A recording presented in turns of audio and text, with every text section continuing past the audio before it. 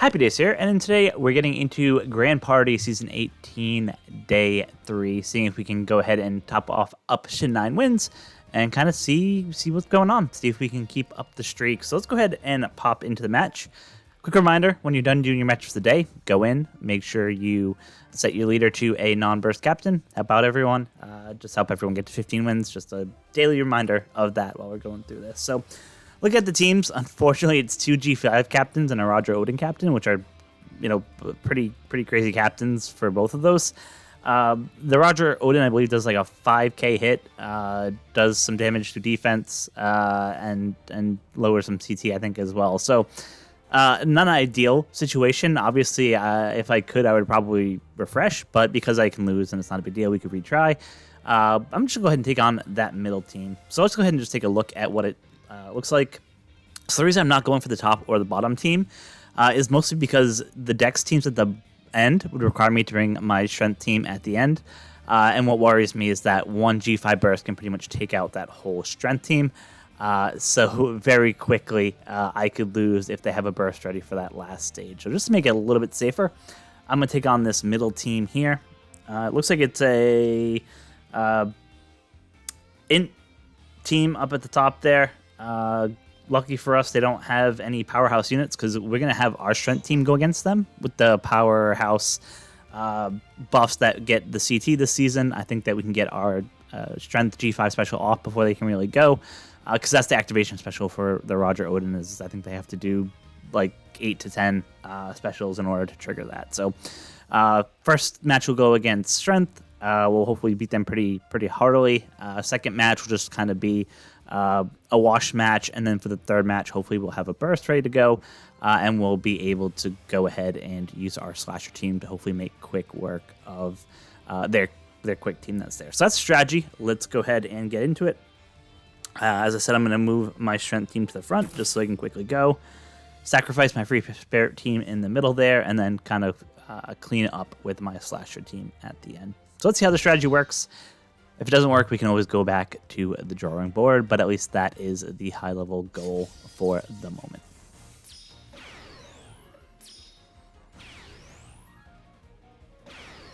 So on this team, as I said, they have Shanks that can do HP cut. Not really too worried there. He gives a debuff to Psi units. Obviously, we don't have any Psi units, so it's good. You have the Atlas unit there who does the damage, multiple hits of damage. So that you kind of have to watch out for, just because it's a bunch of hits that you take. Uda does some special CT up for their team, as well as a bit of damage as well. So overall, just kind of watching what's happening there. I'll probably try to use my burst as soon as I can, just because that will limit them being able to use their specials to charge their burst, and then hopefully that will allow me to just kind of pretty easily cruise through and only take hopefully one burst on that second match. So Kobe's going to go. Hopefully he moves G5 up in the position board, which he does. But we might not even need to really use the burst here, because it's actually going pretty well so far for us. Just kind of depends what happens here. So we'll just see.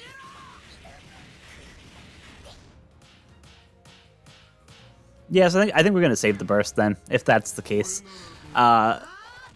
Just because we'll have a burst, 2 bursts really for that last stage, so that should make it a little bit better for us to go ahead and get through that content without too much issue there. So first match, pretty straightforward. Like I said, they didn't really charge their bench much. I could always swap my slasher team to the middle and try to do slasher, but sometimes it's a crapshoot if you do it like that. So we're just going to go ahead and do the sacrificial altering of this team, so that we can go ahead and just get them to use one of their bursts, and then we will have 2 bursts ready for the last stage. Like I said, I do have a burst in my pocket in case I want to try to use it, but one burst combined with the S-Hawk special and the Roger Odin special should be enough to just absolutely decimate their quick team at the back end. So we'll just kind of watch what happens here, see what happens. Of course, Otama just comes in and heals up, so even if we had to take a 5k shot, I think we'd still be in pretty good shape. Nami and Karina are going to come in and lower specials at the end. Unfortunately, I don't think... Oh, actually, with the... with the Zoro with the provoke there. I thought for a second it was Zoro Sanji, and that didn't make sense because he's on my slasher team. I was to say that will let Nami and Karina go, but I think Roger Whitebeard... Oh, we actually got to stop them before they went off, so that's actually pretty huge for us. So I think what I'm going to do is I'm just going to use the burst right here, right before G5 goes, just because he'll charge up that burst. And it just increases our chance of potentially winning on this fight here. So we'll see what happens. Like I said, I'm still not anticipating pulling off a victory for this match. If we do, great. But like I said, that's not what I think is going to happen. So let's see how far S-Hawk is. So S-Hawk is ready. So he's going to go, and he's going to hit pretty hard, unfortunately. Probably take out at least one unit, assuming that he hits Zoro or Luffy, who have the revive.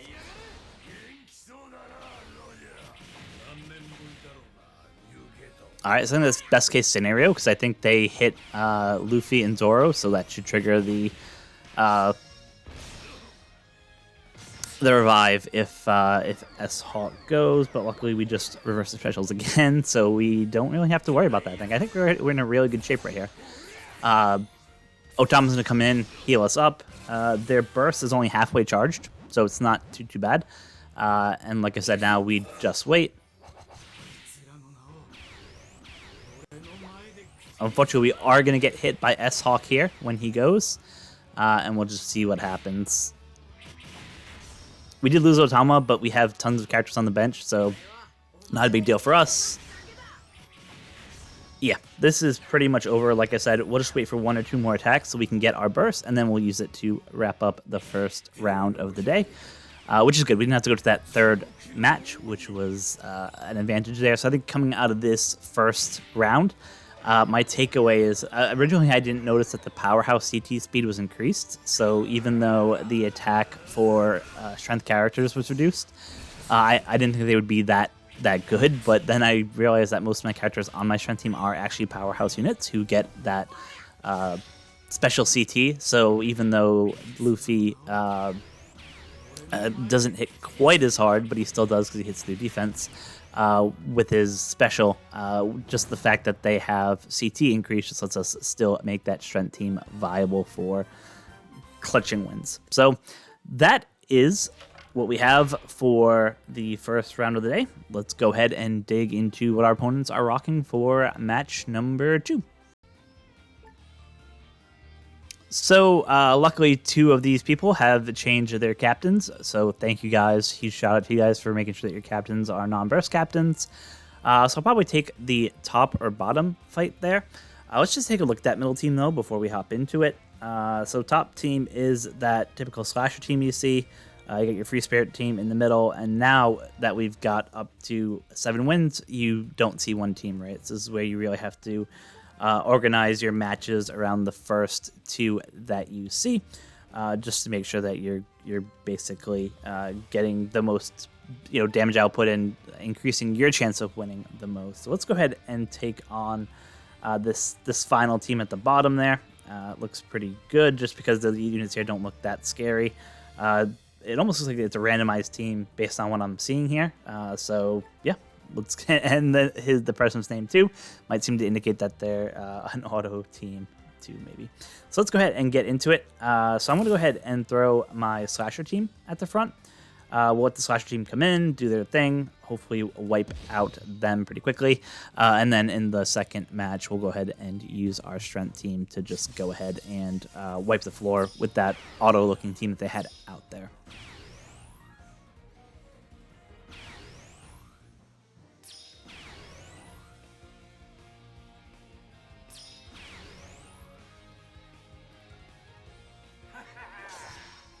Alright, so as we get into the match, like I said, there's not too many units here that scare me. S-Hawk is probably their best out of all those units.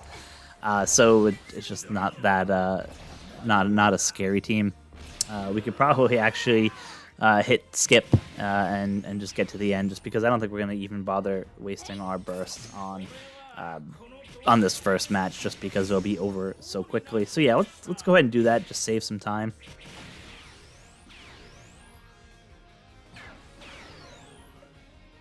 yeah, we're gonna go ahead and just skip the rest of the match, just so we can save some time there.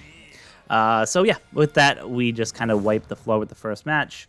It did come a little bit closer than I thought it was going to be, but like I said, we had a burst in our pocket, but we were just kind of saving it for match number 2.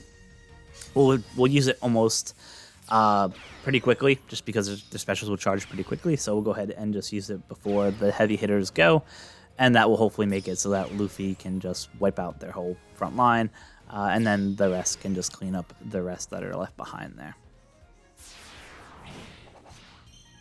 So we take that monstrous 500 damage, show-stopping, maybe broken, as some would say, but we keep going.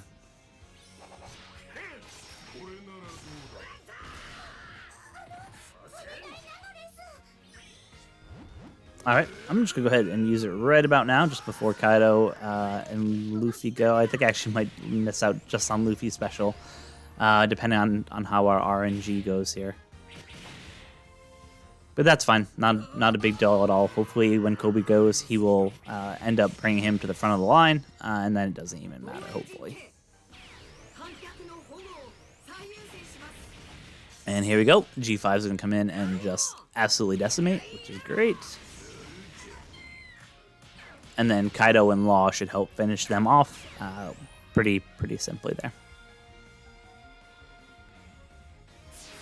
Another 500 damage, which is crazy.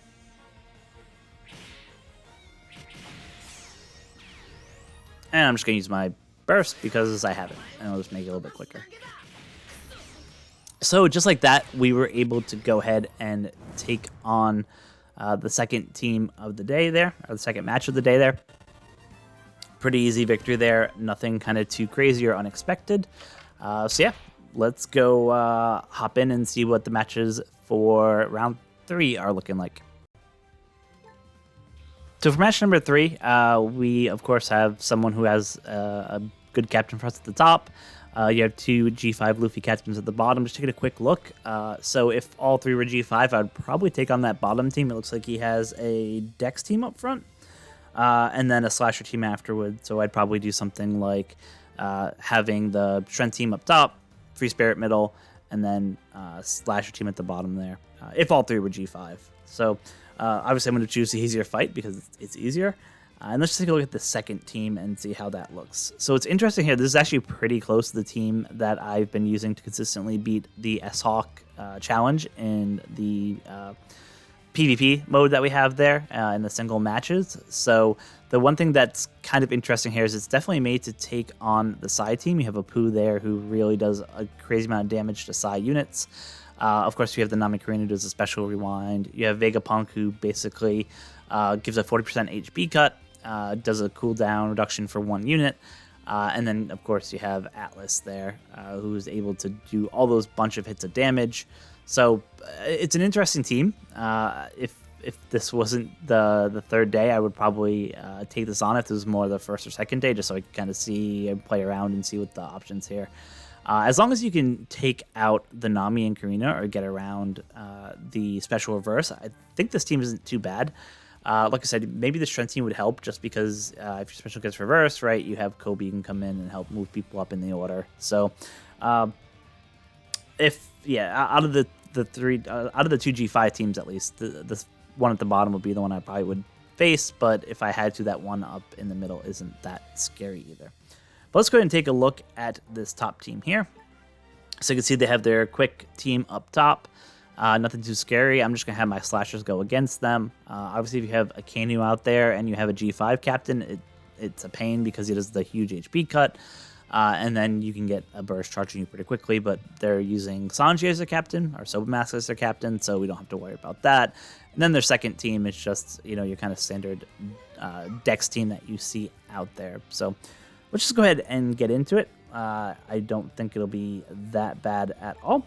And like I said, I'm going to start out with the Slasher team. We'll use a special as soon as it's ready, and then for the second match, it should be easy peasy to beat it as soon as we get our special gauge charged there.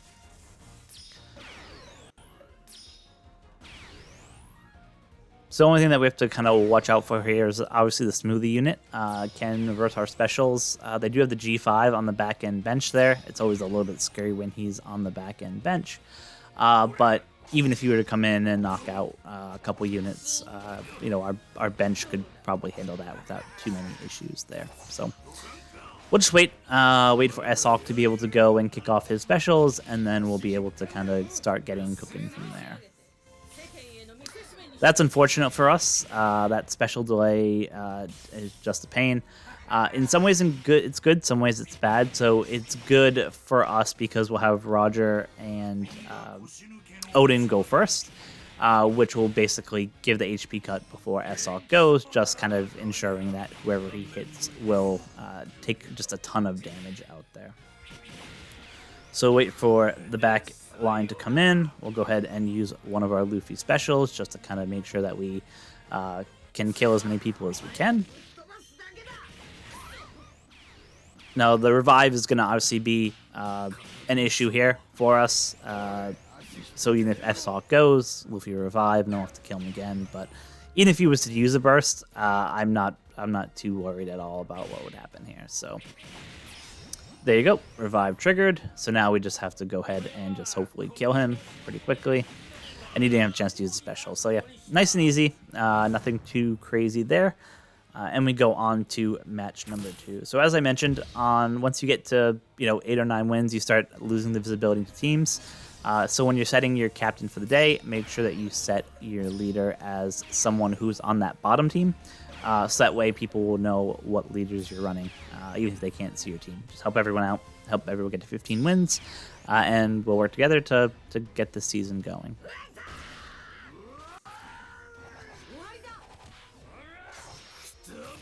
Our burst is halfway charged, so it shouldn't take too long for us to go ahead and get that. Obviously, with the Don Chinjiao on this team, you do have to watch out for the special reverse. Or sorry, the not the special reverse, but the forget or special bind, whatever he has there.